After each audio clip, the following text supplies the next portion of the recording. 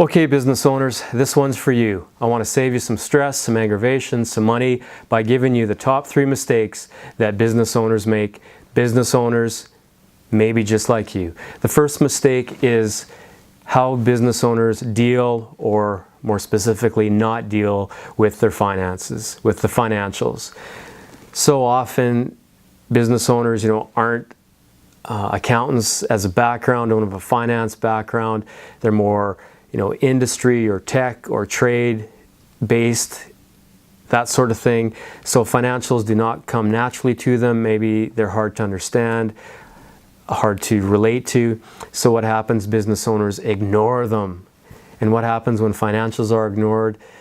You've lost touch really with the lifeblood of your company, which is cash and money coming in, money going out. You need that constant flow, that constant circulation of cash in your business. So when you ignore your financials, you're really putting your business in harm's way.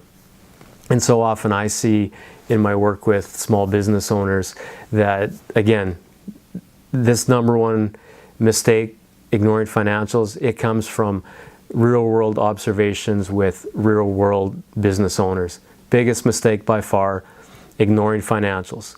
Don't do it.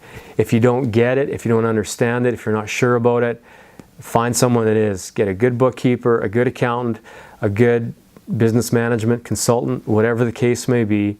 Get the help you need. Get on top of it. Do it now. All right, second mistake is poor hiring, and this one is so painful. It's so expensive and takes so much time to hire people. You want to do it right. But unfortunately, as business owners, there's a lot of things going on, lots of moving parts in a business. You don't have the time to invest a lot of time in this, or at least that's what you tell yourself. You don't have an HR department, maybe anyone that really looks after this, so it's partly or mostly or all of your responsibility to do it. So you just want to fill that chair, fill that spot in the shop, get someone in there as quick as you can, and what happens? You make a poor hire. And a poor hire is someone that can't do the job, chooses not to do the job, or doesn't stick around long enough to learn how to do the job. And what happens is, before long, in days or weeks or a few months, you're replacing that person, that chair, that spot on the floor again, and having to go through the cost and the frustration and the time and the aggravation to do it. So don't do that to yourself. Don't make that second biggest mistake that most small business owners make. Take the time, hire right. If you don't have the time, there's human resource consultants, companies that specialize in it. Yeah, it costs you some money, but really I think if you did the math over making 1 or 2 poor hires for a certain position, hiring it out, subcontracting that to a third party would more than make up for it.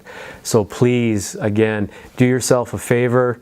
Take the time and hire right. You'll be glad you did, and you're doing yourself and your business and the rest of the employees a huge, huge favor, and your customers as well. Third mistake that business owners make, and that is ignoring or not addressing problems, and especially ongoing problems. So we've all heard that saying, what's the definition of insanity? It's doing the same thing over and over again, but expecting different results. And it's kind of the same with ignoring problems. If there's problems and you keep doing the same thing, have the same processes in place without changing anything, you're going to get the same negative, poor results. And it's just going to be a snowball effect.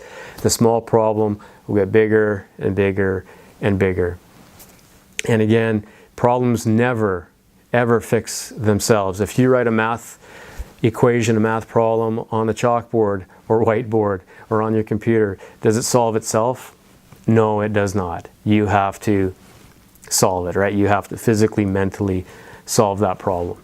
And the same is true in life and in business. If you're having challenges with a customer, a supplier, an employee, a piece of equipment, it has to be dealt with. So deal with it.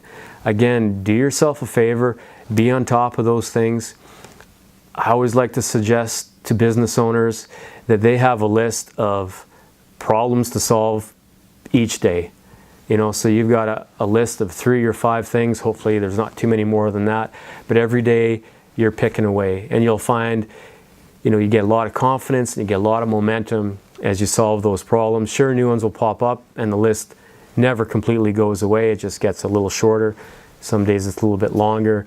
But really, you just, procrastination or avoiding things is just a real terrible mental and emotional state to find yourself in as a business owner. I think it erodes our confidence and our efficiency. So just don't do it. Avoid it. When a problem comes up, deal with it effectively, almost immediately, and then move on so you can focus on positive things, and so these little negative things don't grow and erode your efficiency, your productivity, or your morale, or your culture. It's just not worth it. So again, really wanting everyone to avoid these mistakes that I've seen in business so often, and I'll be honest, I've made some of these myself in the early days. I had to learn the hard way, so I'm trying to give you some tips so you can avoid the mistakes that I and others have made, and that many continue to make, unfortunately. So get on top of your financials. Don't make that mistake. Make really great hires. Put the time and the effort, and in some cases the money, into hiring right. And the third thing is, do not ignore problems. Deal with them, address them, resolve them. You'll be glad you did. So follow these 3 steps and you'll be a success in business. Thanks for stopping by. I'll look forward to seeing you all next time.